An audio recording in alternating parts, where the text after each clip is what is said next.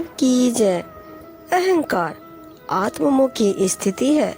अहंकारी अपने आप को सबसे अलग समझता है। वह अन्य लोगों की शक्ति को हीन, अल्प तथा अपनी शक्ति को बड़ा समझता है। यह गलत अनुमान अहंकार को और बढ़ाता है। यदि अनुमान उचित हो तो अहंकार अपनी सत्ता खो देता है। गीता में अहंकार का कोई स्थान नहीं है। मनुष्य कार्य करता नहीं बल्कि भोक्ता मात्र है। व्यक्ति के कर्म देखने में उसके होते हैं किंतु उसकी नियोजक शक्ति दूसरों के पास होती है। अहंकार माया के रजोगुण से उत्पन्न होता है। यह एक भयंकर विकार है जिससे जीवन में अनेक विघ्न, क्लेश, दुख आदि सामने आते हैं। अहंकार कुवासनाओं का पोषक, निष्ठुर तथा क्रूर होता है। अहंकार निम्नतम श्रेणी से लेकर उच्चतम श्रेणी तक के जीवों में किसी न किसी रूप में विद्यमान होता है। प्रत्येक व्यक्ति में अहंकार है। सभी मैं के अहंकार से ग्रस्त है। अहम भाव मनुष्य को परमात्मा से विमुख करता है, परंतु अहंकार को बढ़ाने में ही उसे सुख मिलता है। अहंकार मन के ऊपर सवार रहता है। इसे विभिन्न रूपों में देखा जा।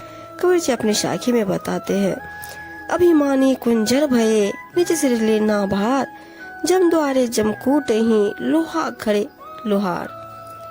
अभिमानी लोग हाथी के समान मस्त बन गए और उन्होंने अहंता, ममता रूपी माया का भार अपने सिर पर उठा लिया। मृत्यु के द्वार पर वे यम रूपी वासना व्यक्ति से ऐसे कूटे जाएंगे जैसे लोहार लोहे को कूट कूट करता है, अर्थात विभिन्न योनियों में वे अनेक कष्ट भोगेंगे। कबीरा गर्व न कीजिए, रंग न हंसिए कोई, अजहू नाव समुद्र में ना जाने क्या हो। कबीर जी कहते हैं कि अपने तन, धन, बल एवं जाति कुल का किसी भी प्रकार से अहंकार न करो और जो लोग दुखी दीनहीन जन है उनकी हंसी न उड़ाओ। अभी तो तुम्हारी जीवन नौका संसार के समुद्र के बीच में पड़ी हुई है। न जाने कब क्या हो जाए, न जाने कब कौन सा संकट या तूफान आ जाए और यह पार लगे या न लगे। अहम अग्नि हृदय जले, गुरु सो चाहे मान, तिनका जम न्योता दिया हो हमरे मेहमान। अहंकार की आग हृदय में जल रही हो तो अहंकारी व्यक्ति गुरु से भी सम्मान चाहता है। ऐसे अभिमानी जनों को मृत्यु रूपी दुख, संकटों एवं कुवासनाओं ने खुला निमंत्रण दे रखा है कि आओ तुम हमारे मेहमान बनो, अर्थात वे विपत्तियों में ही घिरे रहेंगे। जहाँ आपा तहाँ आपदा, जहाँ संशय तहाँ शोक, कहे कबीर कैसे मिटे चारों दीर्घ रोग। जहाँ पर मैं का अहंकार होता है वहाँ नाना प्रकार की विपत्तियाँ आती है और जहाँ संशय यानी कि अज्ञान होता है वहाँ महान सुख उत्पन्न होते हैं। कबीर जी कहते हैं कि सोचो और विचार करो, ये चारों कष्टदायी रोग मैं, विपत्ति, अज्ञान और शोक कैसे मिटेंगे, इनसे कैसे छुटकारा होगा। आपा सभी जात है क्या कराया सोए, आपा तजी हरि को बजे लाखन मध्य होए। यह दुष्ट अहंकार एक ऐसा व्यवधान है जिसके आने से पुण्य, धर्म, कर्म अर्थात सब कुछ चला जाता है। जो अभी तक क्या कराया होता है वह सब समाप्त हो जाता है।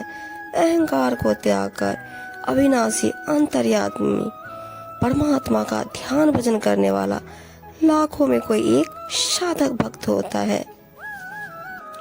मत अभिमान न कीजिए, कहे कबीर समझाए, जा सिर अहम जो संचरे पड़े चढ़ासी जाए। कबीर जी कहते हैं कि इस मद अहंकार को अपने पास न ठहरने दो, इसका भली भांति त्याग कर दो।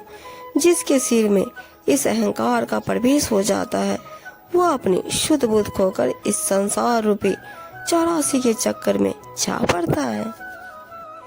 विनम्रता में ही प्रभुत्व के सभी सद्गुण दया, क्षमा, शील, संतोष तथा विवेक आदि होते हैं, जबकि मोह अभिमान की शक्ति से अंतर्यामी परमात्मा भी दूर होता है।